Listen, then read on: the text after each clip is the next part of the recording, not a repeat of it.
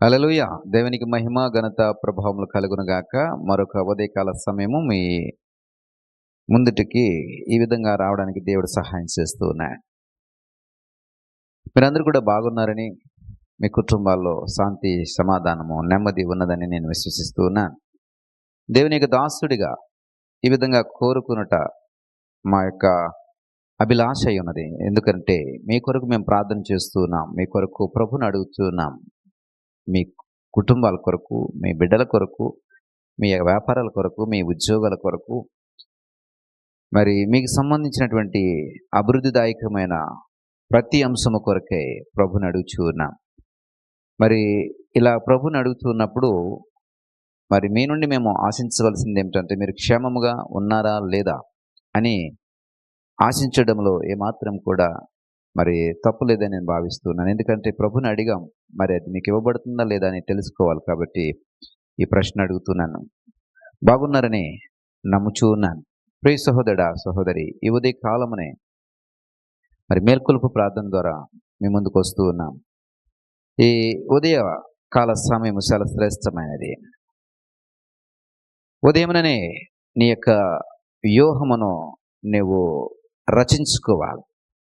ఉదయముననే నీ యొక్క ప్రణాళికను నువ్వు సిద్ధపరచుకోవాలి. నీ యొక్క ప్లానింగ్ షెడ్యూల్ని తయారు చేసుకోవాలి. ఈ షెడ్యూల్ ఆ రోజంతటికి సరిపోతుంది. ఆ ప్రణాళిక ఆ రోజంతటికి సరిపోతుంది. ఆ యొక్క షెడ్యూల్ ఏదైతే ఉందో అది ఉదయం ఇన్ని గంటలు లేవాలి, ఇన్ని గంటల వరకు ఈ పని చేయాలి, ఇన్ని గంటలకు మరి ఇది చేయాలి, ఈ సమయానికి నేను బ్రేక్ఫాస్ట్ చేయాలి, ఈ సమయానికి నేను ఆఫీస్కి వెళ్ళాలి లేదా పనికి వెళ్ళాలి,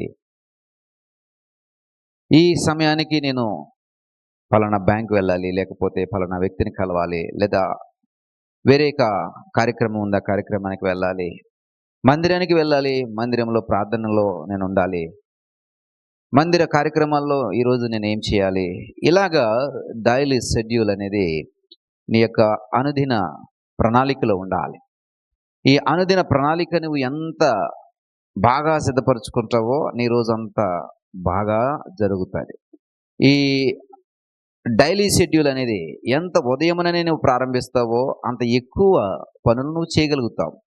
నువ్వు 11 గంటలకు ప్రారంభిస్తే ఎక్కువ పనులు చేయలేవు. నువ్వు మధ్యాహ్నం ప్రారంభిస్తే పనులు అస్సలు జరగవు, అస్సలు ముందుకు వెళ్ళవు. కాబట్టి నీ పనులు ఎక్కువగా జరగాలి అన్నా, నీ పనులు మరి సాధ్యమైనంత ఎక్కువ పనులు నువ్వు జరిగించుకోవాలన్నా ఉదయముననే నీ పనులు ప్రారంభించాలి. ఉదయముననే నువ్వు పనులు ప్రారంభించాలి. మరి సౌలు అనేటువంటి రాజు 1 సమూయేలు గ్రంథం 11వ అధ్యాయం 11వ వచనంలో మరి ఉదయమున లేచి తెల్లవారు సమయంలో అతడు లేచి తనకు ఉన్నటువంటి జనమంతటిని కూడా 3 భాగాలుగా 3 సమూహాలుగా చేసి మరి అమ్మోనీల మీదకి యుద్ధం చేయడానికి వెళ్ళినట్టుగా చూస్తాం. ఇంత తెల్లవారుజామున అమ్మోనీల మీదకి యుద్ధానికి వెళ్ళడం వలన మరి మధ్యాహ్న సమయానికి అమ్మోనీలందరినీ కూడా సౌలు హతమార్చినట్టుగా మనం చూస్తాం. అంటే ఉదయముననే తెల్లవారుజాముననే ప్రారంభించాడు కాబట్టి మధ్యాహ్నానికి ఏమైపోయిందంటే ఆ యొక్క యుద్ధం అయిపోయింది. ప్రియ సహోదరుడా, సహోదరి, మన యొక్క గ్రామాల్లో మనం చూస్తే ఈ పొలాలలో పనిచేసేటటువంటి రైతు కూలీలు ఏం చేస్తారంటే తెల్లవారుజాముననే లేచి పొలం పనులకు వెళ్ళిపోతూ ఉంటారు. అలా వెళ్ళిపోవడం వలన మరి మధ్యాహ్నానికి వారు చేయవలసినటువంటి పనులన్నీ కూడా ముగించుకొని మరి తిరిగి వచ్చేస్తూ ఉంటారు. ఎందుకంటే వారు ఉదయముననే తెల్లవారుజాముననే పని ప్రారంభించారు కాబట్టి మధ్యాహ్నానికల్లా వారికి మరి పని అయిపోయింది. ఆ తర్వాత వారు వచ్చి వారి యొక్క ఇంటి పనులు, కుటుంబ పనులు, లేకపోతే వేరే ఏదైనా కార్యక్రమాలు, లేదా వారు చేయవలసినటువంటి ప్రాముఖ్యమైన పనులు ఏదైనా ఉంటే కనుక వారు చేసుకుంటూ ఉంటారు. ప్రియ సహోదరుడా, సహోదరి, అంటే నువ్వు ఎంత ఎక్కువ సమయాన్ని పని చేస్తే అంత ఎక్కువ జీతం నీకు వస్తుంది. ఎంత ఎక్కువ పని నువ్వు చేస్తే అంత ఎక్కువ రాబడి నీకు వస్తుంది. అంత ఎక్కువ పని నువ్వు చేయాలి అంటే ఉదయముననే తెల్లవారుజాముననే నీ యొక్క వ్యూహము నువ్వు రచించుకోవాలి. ఆ రోజుకు కావలసిన, రోజుకు సరిపడా వ్యూహమును నువ్వు రచించుకోవాలి.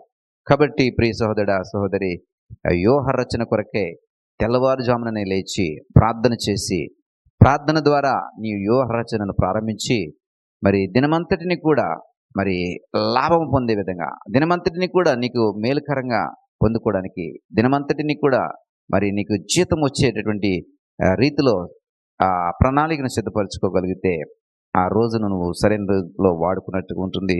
ఆ రోజును నువ్వు సరైన రీతిలో సద్వినియోగపరుచుకున్నట్టుగా ఉంటుంది. కాబట్టి ప్రియ సహోదరుడా, సహోదరి, వ్యర్థముగా ఇక సమయాన్ని పోనీయొద్దు. వ్యర్థముగా ఇక రోజును పోనీయొద్దు. నీకు ఇవ్వబడుతున్న ప్రతి రోజు చాలా శ్రేష్టమైనది.